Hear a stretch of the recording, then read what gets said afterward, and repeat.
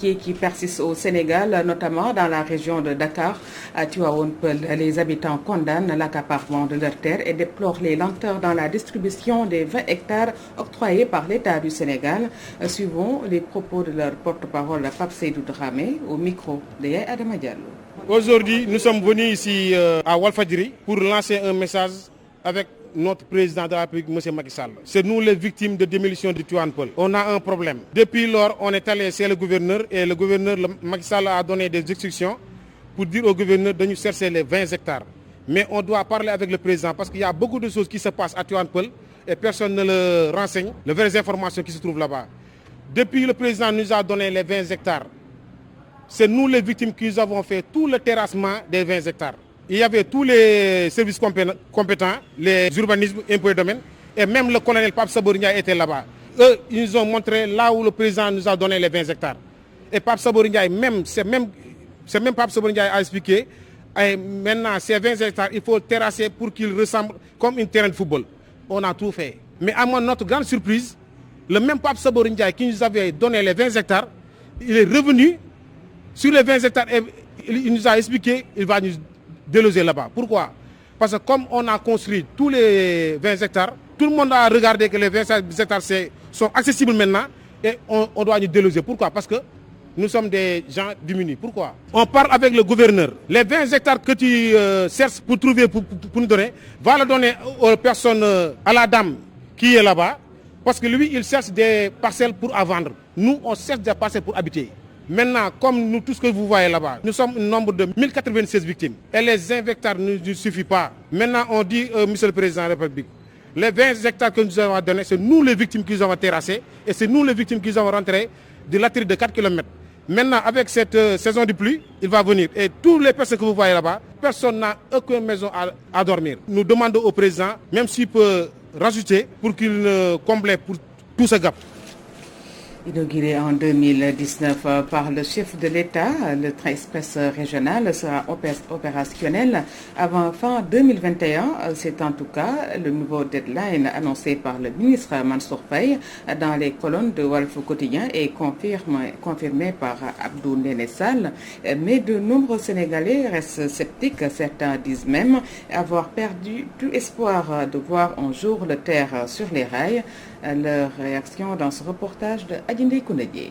D'ici quelques mois, nous aurons le plaisir de voyager avec le train express régional, a annoncé Abdou Ndéné Sall, directeur général de la Société nationale de la gestion du terre. Des propos qui ont indigné certains Sénégalais. Au Sénégal, les gens peuvent dire ce que bon leur semble, sans rien. Parce que quand un ministre se présente à la télé, on lui pose des questions allant dans ce sens. Il dit qu'en avril 2020, le terre va rouler.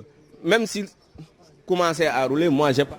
Voilà un élément qu'on a diffusé dans nos éditions précédentes et nous allons parler du mois de Ramadan. À quelques jours de ce mois béni, le CNRA qui sort du bois, l'organe de régulation met en garde contre les programmes de télévision qui mettent en concurrence les confrères. Une décision saluée par les hommes de médias. Ces derniers déplorent aussi les dérapages notés dans certains sketchs.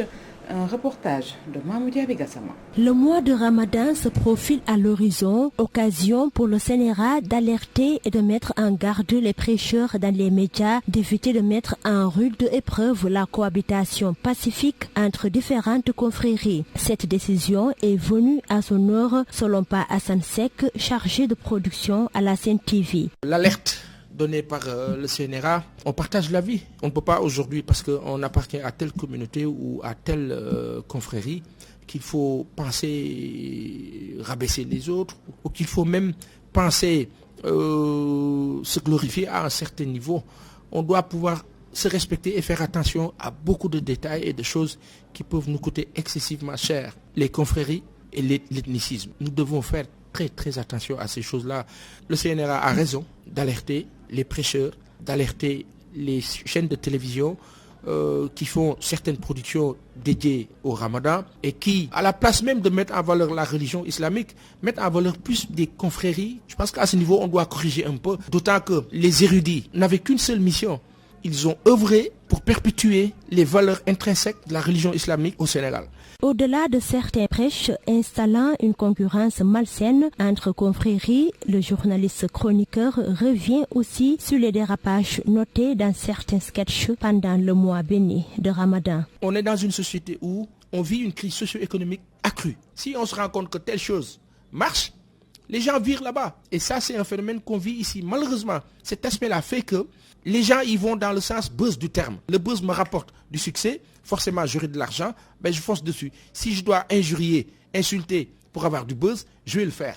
Et c'est ça la catastrophe justement. Il faut peut-être que le Sénégal, avec nos autorités, puisse arriver à un seuil de meilleure gestion, on va dire, socio-économique, pour pallier certaines difficultés, faire face à cette situation négative, et puis qu'on revienne à l'orthodoxie, aux préceptes, aux valeurs, aux beaux concepts, à la bonne créativité et à la bonne création, pour pouvoir avancer utilement. Le mois de Ramadan devrait être un mois de prière, de charité, entre autres bonnes pratiques, et non un mois de querelles, de tiraillements et de dérision, comme constaté dans les médias sénégalais ces dernières années, selon des porteurs de voix.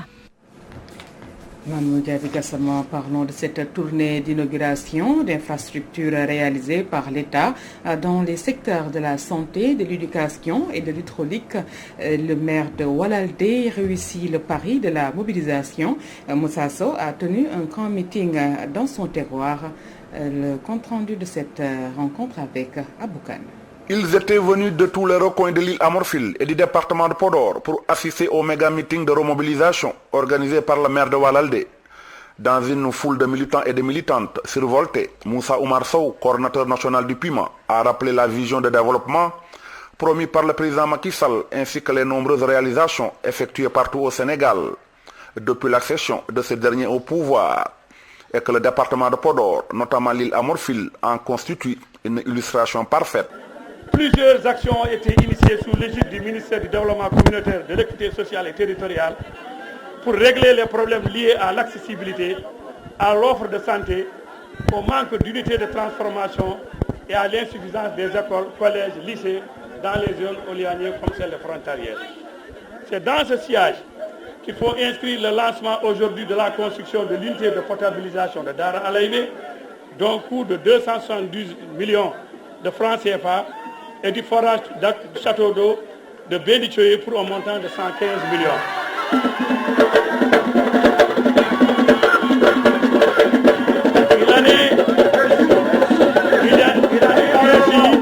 Il en est ainsi du poste frontalier de Demet d'un coût de 150 millions qui va accueillir les services de police frontalière, de la gendarmerie et de la douane.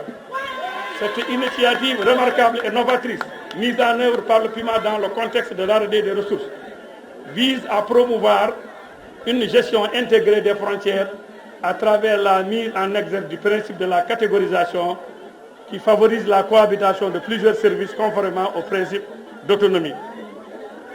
Au lancement des 10 ouvrages vient s'ajouter l'inauguration du poste de santé de Walalde pour une meilleure prise en charge des problèmes médicaux des populations de la commune éponyme. Celui qui est surnommé ici le lion de l'île Amorphile a terminé son discours en lançant un vibrant appel au calme et à la sérénité, car le Sénégal, qui est une vitrine de paix, est un indivisible.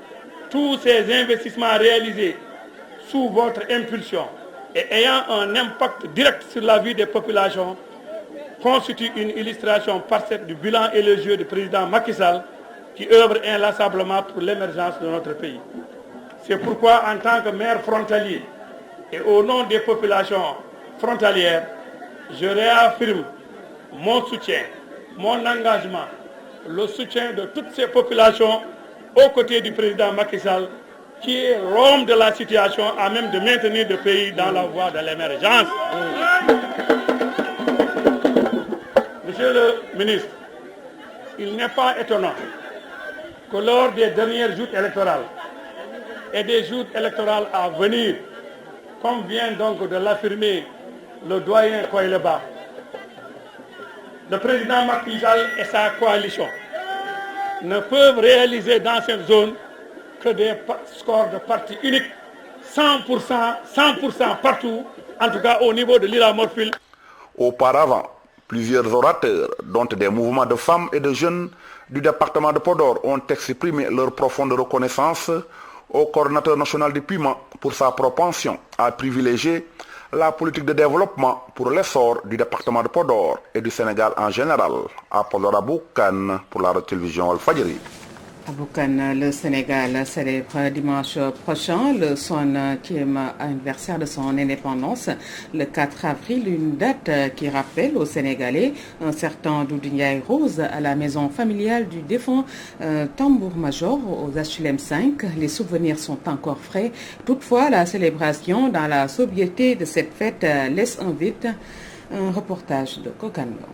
Ce dimanche 4 avril marque le 61e anniversaire de l'indépendance du Sénégal, un moment solennel pendant lequel beaucoup d'esprits convergent vers le célèbre percussionniste Doudou Ndiaye Coumba Rose, celui qui a africanisé le défilé des majorettes lors de la célébration de cette fête nationale, décédé le 19 août 2015. Les souvenirs de cet homme de culture sont encore vivaces dans la mémoire de son fils Tafa Ndiaye Rose, trouvé à la maison familiale sise aux HLM 5. Les souvenirs qu'on va garder, ça date de très longtemps. Parce que si je me rappelle du première année de défilé majorette, c'était vers les années 76, 77 et que j'étais présent. Et que mon père avait réalisé, parce que c'était le président qui voulait africaniser les majorettes, parce que les majorettes se faisaient accompagner avec la fanfare de l'armée. Tout au début, il y a toute une préparation à faire. D'abord, il y a une sélection au niveau des majorettes qu'il faut faire et qui dépend par exemple des bonnes notes des élèves pour les choisir. Pareil pour les batteurs, il faut que ça soit un vrai batteur percussionniste à qui on choisit et qu'après, il faut qu'il y ait une répétition d'une très longue date. Il y a au moins 2-3 mois de préparation.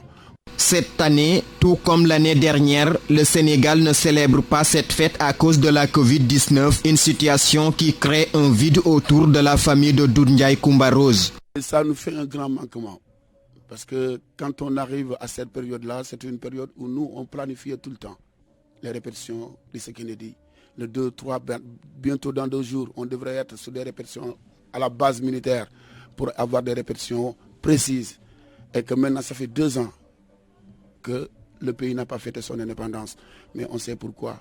Faute de Covid-19. Le fils du tambour-major soutient aussi n'avoir pas reçu sa part de la somme allouée aux artistes dans le cadre du force Covid-19. Mon premier concert, c'était à Sorano, devant le président Senghor, et c'était en 1971. Et sur les partages, les sommes partagées, je n'ai pas eu de part. Toutefois, il se réjouit du fait que l'héritage de son père est assuré. Quand tu me parles de relève, moi je dis souvent, la relève de Doudou, elle est partout. Parce qu'il a des enfants de partout.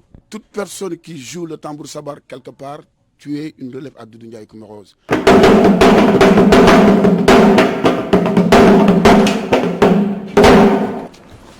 Puis hymne national, drapeau, devise, autant de symboles qui marquent l'identité même du Sénégal. Pourtant, de nombreux Sénégalais ignorent tout de la signification de ces symboles.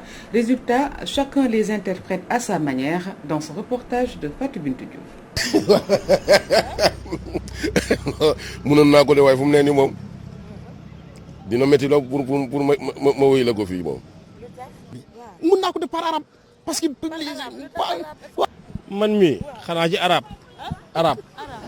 Ces Sénégalais ne cachent pas du tout qu'ils ne maîtrisent pas l'hymne national du Sénégal. Pensez tous, Vokora, frappez les balafons, un hymne écrit par l'ancien président Léopold Sédar Senghor. Mais hélas, certains citoyens peinent à mémoriser les paroles. Pour dire la vérité, aujourd'hui, je suis fier d'être sénégalais, mais comme je n'ai pas été à l'école, il m'est très difficile de mémoriser l'hymne national. Je suis fier d'être sénégalais. Franchement parlant. Non. Wow, non, mais... Avec cette précarité, je l'avais maîtrisé, mais avec le temps et les soucis, je l'ai oublié. Et pourtant, il y a d'autres symboles importants marquant l'indépendance du Sénégal, que sont le drapeau national et la devise du pays. Il y a un peuple, un but, une foi. Ñu bàyyi xel nekk benn quoi. Xamuñu lan mooy valeur du Sénégal. Donc ku xamul sa valeur réew, mënoo fonk sa drapeau. La devise du Sénégal, c'est un peuple, un but, une foi. Donc soyons unis. gaali nga wala da nga ne réew sangam laa bokk drapeau boo rombee drapeau war ngaa taxaw sa benn 30 secondes saluer drapeau bi doo ko romb un peuple un but voilà. Quelqu'un qui n'accorde pas de valeur à sa nation n'aura pas de respect pour son drapeau. De grâce, donnons de l'importance à nos emblèmes historiques. Historiquement, le drapeau, l'hymne national et la devise du Sénégal sont comme la plupart des symboles africains, notre emblème. Aujourd'hui, beaucoup de Sénégalais ignorent leur signification et l'interprètent de plusieurs manières. Ici par les ténèbres, soleil n'était pas. Debout frères, voici l'Afrique rassemblée. Vive de nos paveurs, et que le monde respire. Intéressons-nous à présent au 1er avril, poisson d'avril, des blagues, des farces, une tradition venue de l'Hexagone que les Sénégalais se sont appropriés. Pour certains Sénégalais, ces canulars du mois d'avril ont tendance à disparaître et évoquent certains méfaits, disent-ils dans ce reportage de Seringué. kaf ak say xarit wala sa famille wala sax ay nax yu ñuy dégg ci média yi wala ci internet poisson d'avril di xewat wu fi fekkul baax waaye sénégalais yi xam nañu ko. Sénégalais yi naan da ngaa am. Voilà, toutes nos excuses. C'est cette partie Wolof introduite dans ce journal. Nous allons parler du dialogue islamo-chrétien qui a de beaux jours au Sénégal. Le Ngalah a scellé cette union sur les réseaux sociaux. Les musulmans rigolent en demandant leur Ngalah à leurs frères chrétiens. Des émojis, des sketchs, tout est mis à contribution. Un reportage de Diak Mbaye. Aujourd'hui, 31 mars, est célébrée la journée mondiale de la sauvegarde des données informatiques. Une occasion saisie pour s'épancher sur la sauvegarde de nos données partagées sur le net. Je dirais que c'est quelque chose de sûr, mais pas sûr aussi. Parce qu'il y a des gens qui sont piratés par-ci, par-là. Et alors, on ne sait pas là où on met nos données. Alors, je pense que c'est notre devoir en tant qu'intellectuels de bien savoir là où on met nos données et être aussi prudent. Une vous d'annoncions, donc il s'agit du dialogue islamo-chrétien qui a de beaux jours au Sénégal. Le Ngalah qui a scellé cette union et sur les réseaux sociaux, les musulmans rigolent en demandant le Ngalah à leurs frères chrétiens. C'est un reportage de Ndiakeme. Sur le Ngalah anime la toile. Cette tradition qui n'a pas été effectuée l'année dernière à cause du Covid est un symbole du dialogue islamo-chrétien. Avec la préparation du fête du Ngalah, les discours qui se passent entre chrétiens et musulmans, c'est ce qui fait la beauté de notre pays. Et c'est un bien qui nous appartient, quoi. Et c'est une richesse. C'est une richesse qu'on a, quoi. C'est très beau. Ce jeune homme souligne que les chrétiens doivent cette année doubler la part de Ngalah. Donnez-moi ma part. Vous les chrétiens, je m'adresse à vous. L'année dernière, on n'a pas eu l'occasion de fêter. Cette année, Inch'Allah, on va pouvoir le fêter ensemble, mais juste en respectant les mesures barrières que le ministre de la Santé nous a toujours dit. C'est ça l'essentiel. Une situation que magnifie cet homme qui affirme que ce dialogue est ce qu'il y a de plus beau dans notre pays. Sénégal, dans ce pays, nous ne connaissons que la paix. Hier seulement, j'ai lu sur Facebook que pour chaque fête musulmane, des mets sont distribués aux chrétiens. Alors eux aussi, ils doivent retourner cela. C'est ce qui fait la beauté de notre pays, le Sénégal. Ici, il est presque impossible de différencier musulmans et chrétiens parce que nous sommes frères et sœurs et j'ai prié pour que rien ni personne ne puisse entraver cette paix. Voilà. Ce rituel de partage du Ngalah, comme à l'occasion des fêtes musulmanes, permet de renforcer les liens d'amitié entre les deux religions. Et pour toutes les personnes rencontrées, cette cohésion qui existe entre les musulmans et chrétiens est ce qui donne au Sénégal une spécificité qui lui est propre. Le jeudi saint symbolise le dernier repas de Jésus-Christ avec ses apôtres. Ce jour marque également l'institution de l'Eucharistie. C'est l'occasion pour les fidèles chrétiens de se rappeler du geste d'humilité que le Christ a tenu à l'endroit de ses disciples à servir largement des fidèles des pieds. Voilà, nous allons suivre ce reportage de Toussaint Maurice Senghor. Jeudi saint, dernier repas du Christ avec ses apôtres. Pour marquer ce jour, les fidèles chrétiens ont l'obligation d'assister à la célébration, un moment fort pour se rappeler, Abbé Alphonse Biramdour. Et le jeudi saint est le jour où nous commémorons la Sainte Seine, jour pendant lequel le Christ lui-même, avec ses disciples, ont vécu le dernier repas avant donc de vivre la passion, c'est-à-dire le vendredi. Nous commémorons donc l'institution de l'Eucharistie. Le premier geste qui a été posé, c'était celui du lavement des pieds. Le lavement des pieds constitue le geste du service. Et d'ailleurs, quand Jésus-Christ le fait, il demande à ses disciples de le faire comme lui-même le leur a indiqué. Le sacerdoce, il faut voir tous ses disciples, ses apôtres qui étaient autour du Seigneur Jésus-Christ et qui ont laissé le legs justement au presbytérium, au sacerdoce. Se laver les pieds également est un moment très important. Le curé revient sur le sens de cet acte. C'est d'abord un geste d'humilité. Je le disais, c'est Jésus le Maître qui lave les pieds de ses disciples. Et d'ailleurs, quand vous lisez l'Évangile, vous verrez qu'à un certain moment, Pierre, un des plus anciens, lui dira « Non, Seigneur, tu ne me laveras pas les pieds. » Et Jésus lui dit « Tu ne comprends pas ce que je suis en train de faire. Eh bien, il faut que je te lave les pieds pour que justement, toi, à ton tour, que tu puisses le faire également pour les autres. » Jeudi, vendredi, samedi, des jours symboliques de la Semaine Sainte. Nous voulons évoquer les 3 jours qui, justement, donc, nous amènent jusqu'à Pâques. Il s'agit donc du Jeudi Saint, du Vendredi Saint et du Samedi Saint. Bien entendu, en parlant du Samedi Saint, nous évoquons aussi le dimanche, qui est le jour même de Pâques. Donc, ce sont ces 3 jours qui, donc, comportent j'allais dire, un vécu particulier au niveau de la liturgie catholique. Le Jeudi Saint précède le vendredi de Pâques, jour de partage et de communion, partage du dernier repas de Jésus-Christ avec ses compagnons, communion du Christ avec ses apôtres. Lucien Maurice Senghor, à présent.